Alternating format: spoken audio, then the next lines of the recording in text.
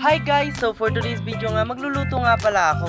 Sisig nga pala yung lulutuin ko, kaya bumili na ako ng mga kakailanganin ko. 5 minutes later. Nakabili na nga pala ako ng mga ingredients na kakailanganin ko, kaya tara samahan nyo ko. Nagbalat na nga pala ako ng bawang dyan at dinurog-duro nga muna. Kaya naman sinimulan ko na nga palang balatan at hinimpusan ko ng tadtarin ng pinong-pino.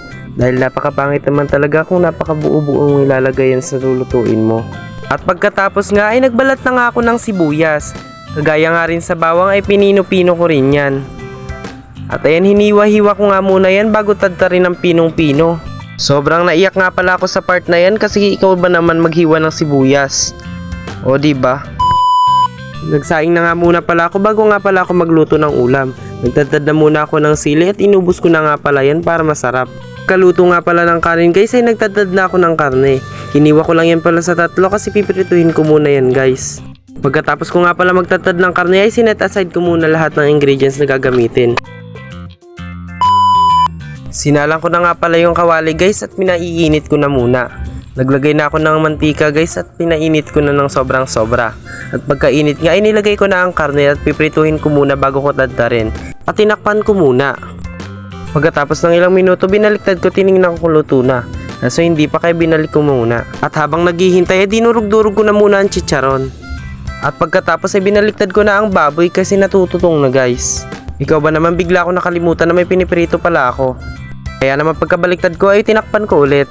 At ayan, luto na nga pala kaya hinango ko na muna sa lalagyan. Natad ko na nga pala yan guys na maliliit lang. At talaga naman napakapurol nga pala ng kutsilyo kaya nahirapan ako masyado. Pagkatapos nga naglagay na ako ng bawang guys. Hinalo-halo ko muna yan guys hanggang maluto. Pagkatapos nga pala guys ay naglagay na rin ako ng konting sibuyas. Hindi ko nga pala inubos guys kasi ilalagay ko pa yan mamaya. Saka naglagay na rin ako ng sili guys. After kong ilagay yung sili, nilagay ko na nga pala yung karne. Hinalo-halo ko lang yan guys ng konti at pinaluto-luto ko lang. Nilagay ko na nga rin pala yung ladies choice guys kasi napakasarap niyan ihalo dyan. At pagkatapos ay hinalo-halo ko muna at nilagay ko nga mo yung chicharon na binili ko. At pagkatapos nga pala guys ay hinalo-halo ko na muna ng konti. Pagkatapos ko haluin ng konti, nilagay ko na nga pala yung itlog sa gitna lang. At nang maluto nga ay hinalo-halo ko na rin. Talaga naman napakasarap na yan kaya naman nilagyan ko na ng pampalasa. Nilagyan ko na nga pala ng konting toyo lang guys, hindi na ako nag-asin. Kasi talaga naman napakasarap niyan guys kung lalagyan mo ng soy sauce. Pagkaluto nga ay nilagay ko na sa plato guys. At nilagyan ko na nga ng ladies choice sa ibabaw guys kasi napakasarap na. Nilagyan ko din ng sibuyas, sili at iba pa.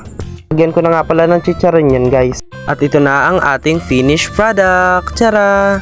Talagang napakasarap guys kaya naman tikman nyo na. Kaya naman gawin nyo na to at i-follow nyo na ako para updated kayo sa susunod kong mga video. Thank you for watching!